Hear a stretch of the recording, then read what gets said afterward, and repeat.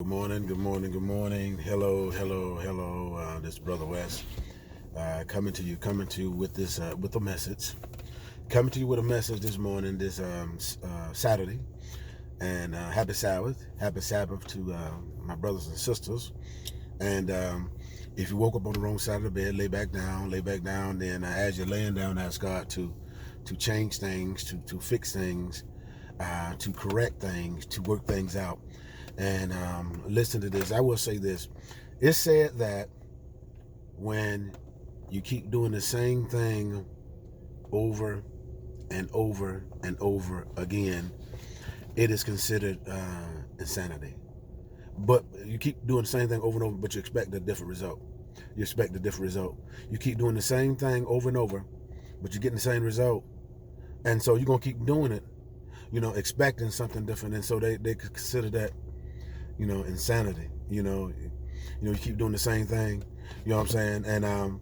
And this is what many people are doing. This is what many people, even some that are listening to me, this is what you are doing. And it's like you say you want life, you say you want happiness, but it seems like you keep talking about death.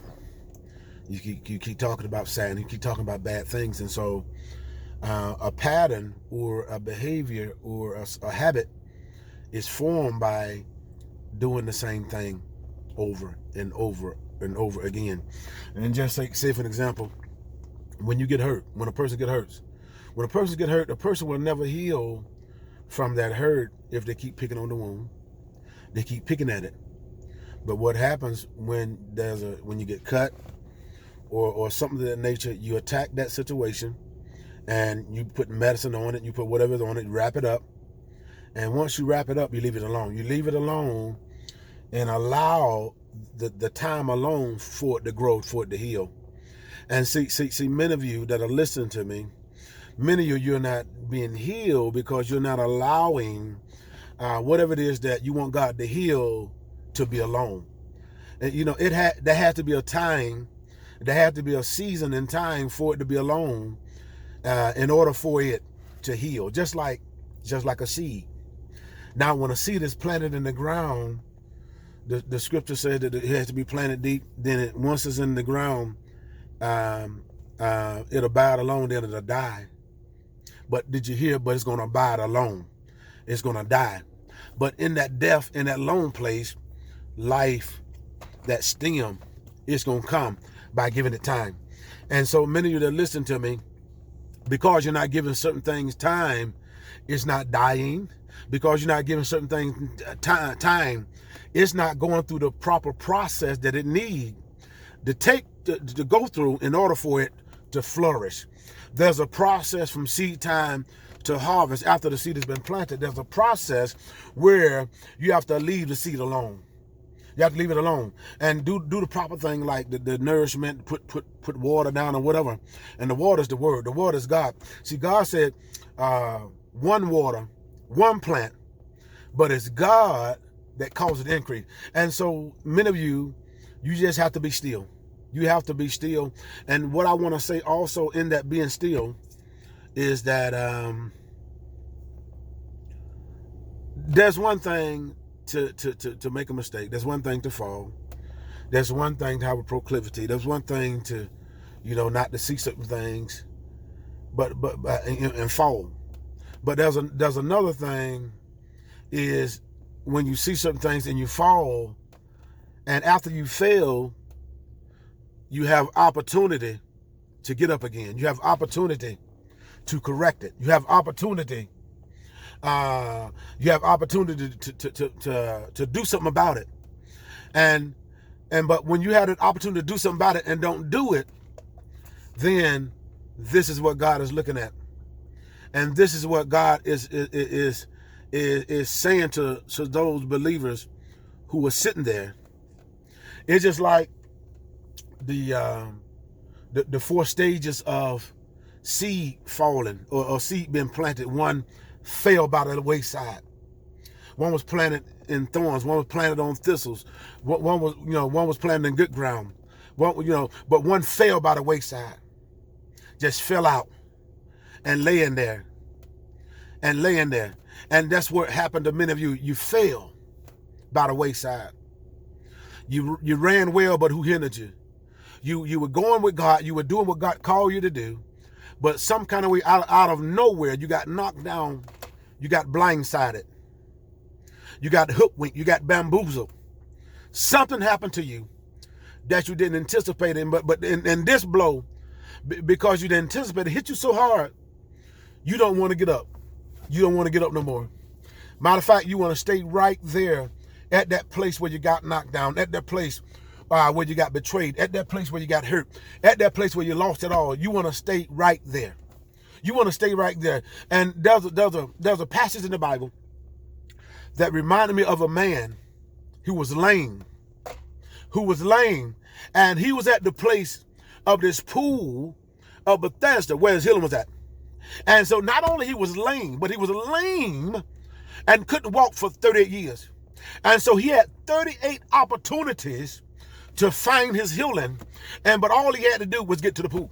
See, because at this one particular pool, it was the pool of Bethesda, every season, an angel would come down and touch the water, trouble the water. And it was a place where that people that was lame, that they would reside and was wait until the troubling of the water, that they can be healed. And there's many that did it. And so, but this one man, 38 opportunities, was there complaining about being healed, but seeing the place of his healing, but never going there. And that's many of you that listen to me. You see the place of your healing. You see others being healed, but you ain't doing nothing about it. You're watching it. And so this one particular man, one day Jesus came by, walked up. Angel was healing and treading the water, troubling the water in seasons, and people getting healed. This man sitting there. But Jesus came to him. He didn't go to them, but he came to him and walked right up to him and asked him a question: do you want to be made whole? You ain't got to get to the pool, but do you want to be made whole? And the guy's response, he started complaining and making excuses and saying, well, you know, I've been here and nobody helped me. But Jesus asked him, do you want to be made whole? And so what was happening? Jesus was ignoring his excuses. He was murmuring, complaining, and talking about why he's here and why this didn't happen and why that didn't happen. And many of you that listen to me, that's what you're doing. You're complaining. You're complaining, making excuses and stuff like that. Jesus just want to know, do you want to be made whole? And he asked him that question and ignored the excuses. And he's asked him, do you want to be made whole? If you want to be made whole, rise up. And so once he ignored the excuses, the man realized, and all he had to do was hear the word. And once he heard that word, he rose up. And this is the word that God is speaking to you today, my brother, my sister. Do you want to be made whole? He's not listening to your excuses. He just want to know where you want to rise. Rise up. Rise up out of that condition. Rise up out of that mindset. Rise up out of that posture. And get up, because the scripture says, and in Proverbs 24, in the 24th chapter of Proverbs, around what, 17 verses, something like that, said, a good man, a righteous man will fall 7 times. He's going to fall, but he'll rise again. And so he's going to fall, but he's going to get up again. And see, ain't nothing wrong. Ain't nothing wrong with you falling, because we all going to fall. And falling is a mistake. Falling is a mistake. It's a mistake. And many of you done fell into a mistake. But you want to stay there. You want to water there. You want to make excuses there. But God is saying, get up. There's another translation that says that a righteous man will fall 7 times, but God will raise him up. God will raise him up. And so God will raise him up because he will hear the call or the command from the master saying, get up. From the master saying, arise. See, because scripture said, Jesus said, my sheep know my voice, and a stranger they won't follow. And so Jesus is saying, get up. The word is saying, arise. Come up. Get out of that mistake.